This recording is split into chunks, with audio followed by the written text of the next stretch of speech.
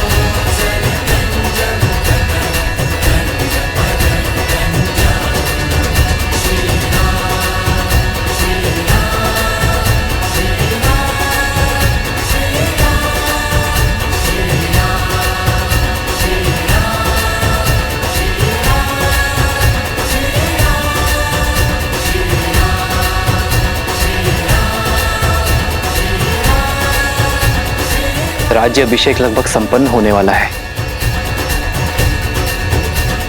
पर मेरा हनुमान नहीं दिखाई दे रहा। कहाँ है हनुमान?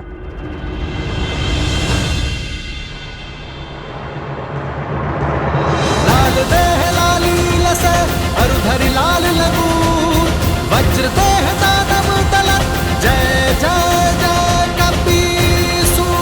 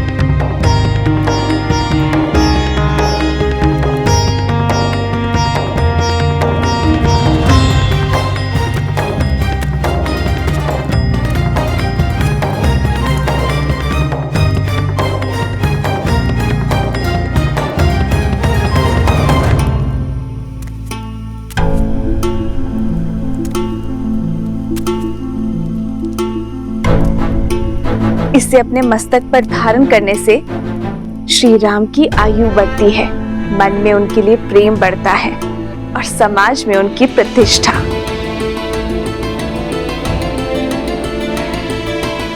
माता, आप चिंता ना कीजिए। ना मुझे किसी के ठाठ से अंतर पड़ता है और ना ही उपहास से। मेरे लिए मेरे प्रभु का जीवन, उनका सम्मान, उनका मुझसे प्रेम महत्व रखता है। माता, आपने तो मुझे अनोखा मार्ग दिखा दिया। आपके मस्तक पे एक चुटकी सिंदूर लगाने से मेरे प्रभु का सम्मान इतना बढ़ गया। तो माता, आप सोचिए, मेरे प्रभु का सम्मान और प्रभु का मुझसे प्रेम अब कितना बढ़ेगा। क्योंकि माता, मैंने तो अपने रोम रोम को सिंदूर के रंग से रंग लिया है। मैंने तो अपनी पूंछ का भी एक छोटा सा भाग भी नहीं छोड़ा। तो माता, आप बताइए ना, इस लाल देह से मेरे प्रभु का जीवन और कितना बढ़ेगा।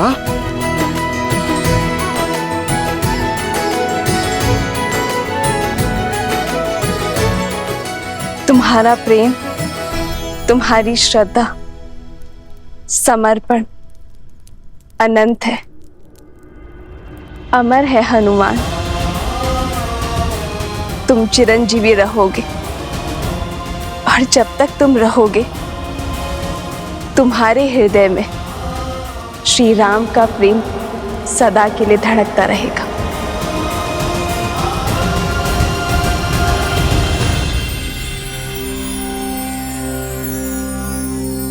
श्री गुरु चरण सरोज रज निज मनु मुकुरु सुधारी बरनौ रघुबर बिमल जसु जो दायकु फल चारी।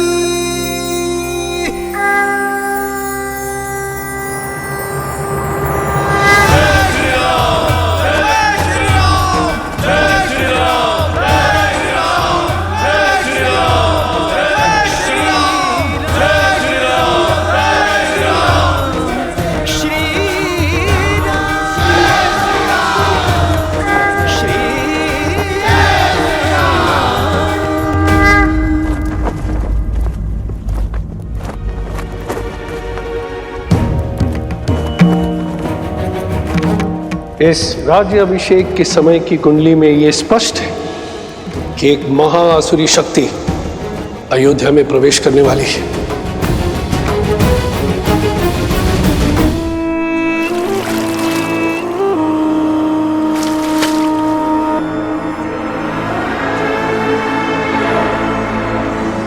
राम, न तुम जीते हो और ना ही ये युद्ध समाप्त हुआ है। युद्ध तो अब पूरी तरह आरंभ हुआ है।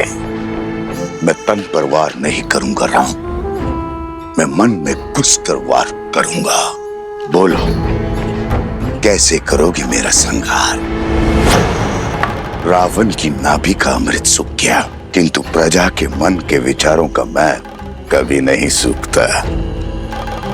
उसका सामना कैसे करोगे? कैसे करोगे अयोध्या की प्रजा का सामना राम?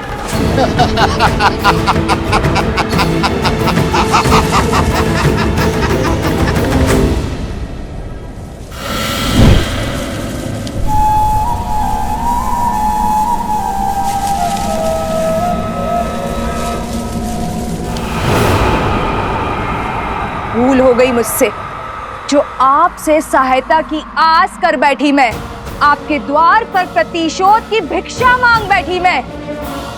अपने हाथ पे हाथ धरे देखते रहे और वहां राक्षस राज्य का अंत करने वाला वो राम, उसका राज्य अभिषेक हो गया। पराजय है ये आपकी।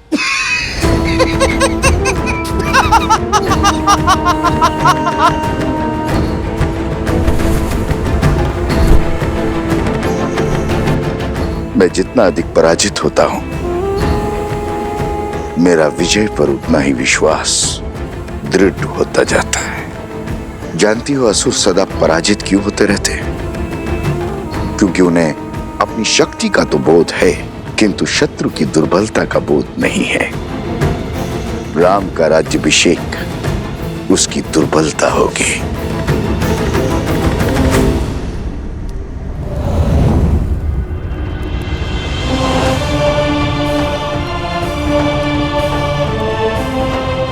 प्रणाम आचार्य।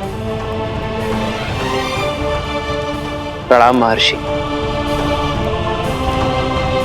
राज्य अभिषेक की कोटि कोटि बधाई हो अयोध्यापति, किंतु हर बधाई के साथ एक चुनौती जुड़ी होती। आपने पापियों का संहार तो किया, आपका नहीं। दशानन को मारा, मगर उसकी सोच को नहीं। आपकी सोच एक ऐसा छलिया है जो बार बार स्वरूप बदलकर सामने आता और प्रहार करता। मैं वार करूंगा तो राम प्रतिकार करेगा। मैं युद्ध में विश्वास नहीं रखता, मैं 1000 छोटे छोटे घाव में विश्वास रखता हूं, और वो घाव मैं उसे नहीं दूंगा, उसके अपने देंगे। और जब घाव अपने देंगे तो लाचार होगा और पीड़ा भी अधिक होगी। अर्थात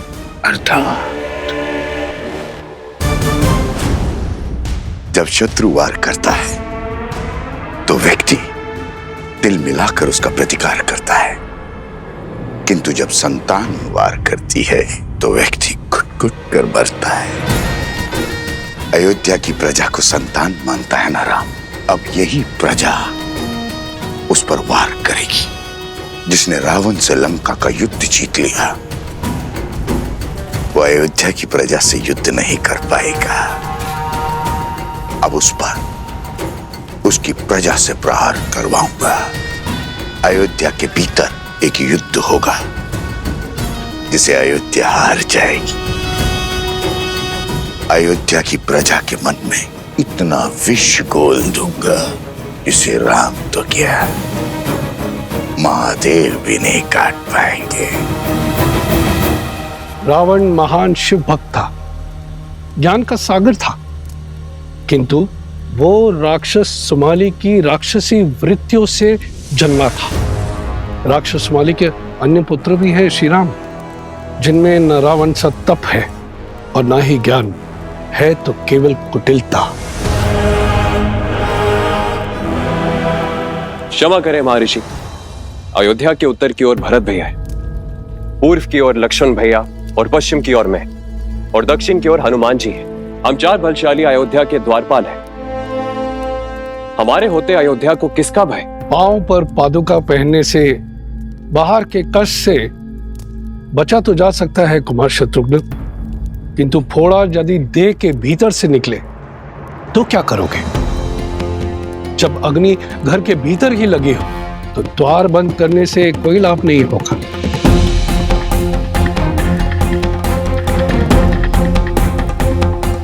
रावण के पापों का अंत तो हुआ है, लेकिन उसकी सोच का नहीं। जो विपदा आने वाली है उसके अस्त्र तलवार या भाले नहीं, असत्य, लोकवाद, झूठी निंदा, ये सब उसके अस्त्र है। शब्द उसका ब्रह्मास्त्र है। संसार का नियम है, अगर कोई भी असत्य बार बार कहा जाए, किसी की झूठी निंदा बार बार हो, तो वो सत्य लगने लगता है। और ये मनुष्य के स्वभाव की प्रवृत्ति है कि सत्य सामने होते हुए भी वो असत्य की ओर आकर्षित हो जाता है। हर मनुष्य के भीतर छिपी बैठी है असंतोष की अग्नि, इस अस्त्र को विस्फोटक बना देती। जब तक उन्हें मेरी योजना का आभास होगा तब तक मैं उनका स्वर्ग रूपी संसार भस्म कर चुका हूंगा। मुझे आपकी रणनीति पर बिल्कुल भी विश्वास नहीं है। रावण भैया की शक्ति और साहस का 100वां अंश भी नहीं। अपने शत्रु से 2-2 हाथ करने की स्थान पर जुआरियों की भांति कुचक्र रचना से अंत नहीं होगा उस राम का। शांत प्रिय बहन, शांत। मैं जानता हूं कि तुम्हें मेरी शक्तियों पर संदेह है, इसलिए तुमने अपनी सहायता के लिए किसी और को भी बुलवाया। कौन है वो? हाँ, मैंने सहायता के लिए निस्थल के राजा भस्कर्ण और उनके पुत्र संहादमन को बुलाया है।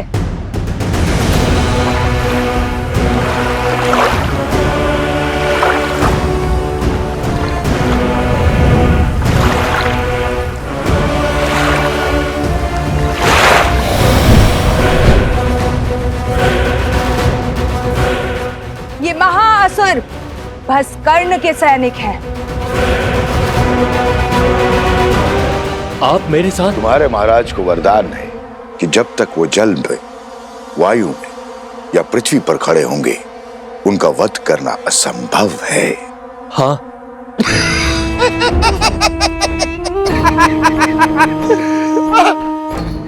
जाओ करो युद्ध, किंतु एक बात स्मरण रहे, राम पर विजय केवल सहस्त्र रावण पा सकता है।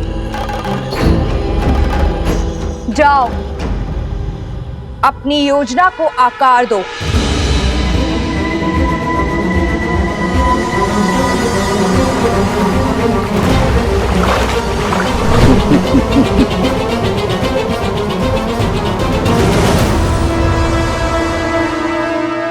शूर्पणखा, सच है क्या और ब्रह्म क्या है, ये प्रश्न सदा से अमर खड़ा है। सहस्त्र मुखों की सहस्त्र बातें, इनसे भला कौन लड़ा है। आप यही गाते रहो और मैं अपना कर्तव्य निभाती हूं।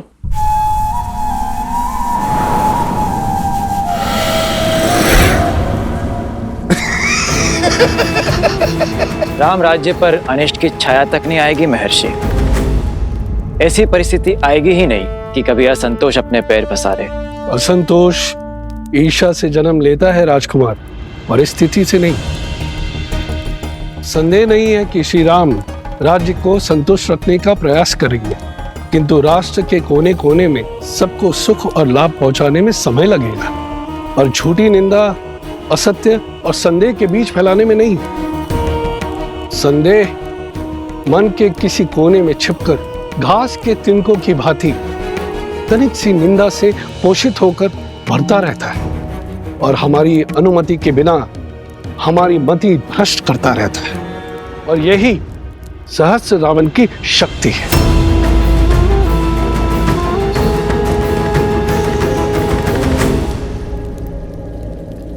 मैं राजनीति नहीं,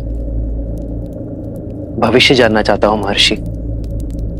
क्या छुपा है भविष्य के गर्भ में? अव्यवस्था, अराजकता, विजय भी होगी, किंतु भयंकर पीड़ा और संघर्ष के बाद। मानव जीवन तो है ही दुखों और संघर्षों का सागर, इससे भय क्या? मैं तो अयोध्या के विषय में पूछ रहा हूं महर्षि।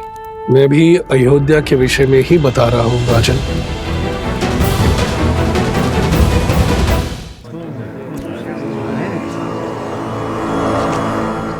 भैया सुना है, श्री राम ने सागर पर सेतु बनाया था, असंभव को संभव कर दिखाया था।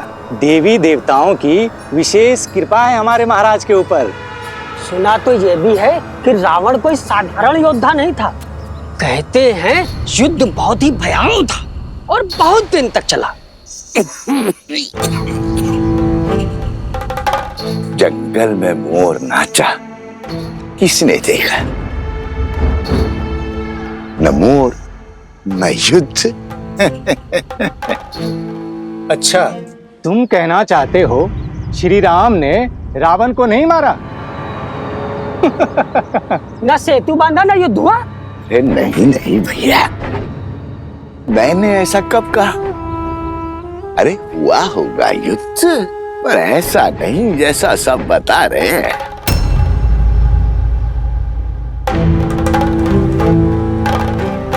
सागर तो पर्वत निगल लेते हैं, और उस पर यदि रावण इतना बलशाली था, 10 लोगों का स्वामी था, तो क्या वो सागर पर पुल बांधने देता? कदापि नहीं। तो क्या हमारे राघव असत्य कह रहे हैं? राम राम राम, ऐसा मैंने कब कहा भैया? अरे श्री राम गए होंगे लंका और रावण को ललकारा होगा, और रावण भी आ गया होगा रणभूमि में, और श्री राम ने एक बाण से उसका वध कर दिया होगा, बस।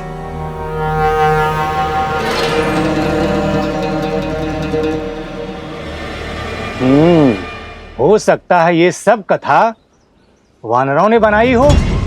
ऐसे ही बात का पतंगड़ बना दिया होगा। सत्य वचन भैया, सत्य वचन। ये कहानी अवश्य वानरों ने बड़ी बनाई है। श्री राम तो रघुकुल वंशज है, सोचा होगा श्री राम की यश की गंगा में हाथ धो लेते हैं।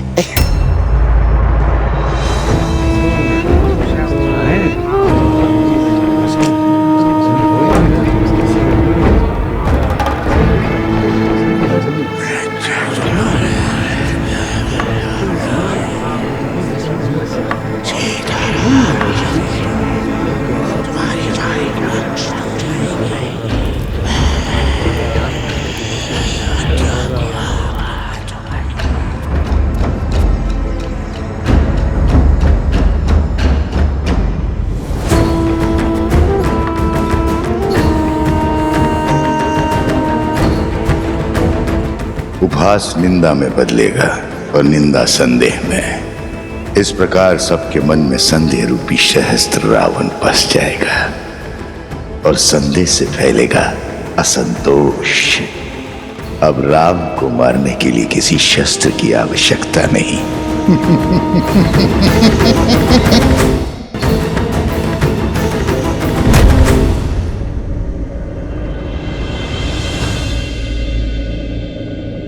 अरे क्या हुआ? तुम सब इतने विचलित क्यों हो? राज्य में विचित्र सी बातें फैल रही हैं कि हम युद्ध की अनुचित कथाएं बता रहे हैं, असत्य कह रहे हैं। आप ही बताइए, हम प्रभु श्री राम के शौर्य का झूठा वृत्तांत क्यों सुनाएंगे? क्या आपकी वीरता कोई गाथा है? अर्थात पाप ने अपने पग पसारना आरंभ कर दिया है। कौन है जो इस असत्य का डंका बजा रहा है? मुझे उसे खोजना ही होगा।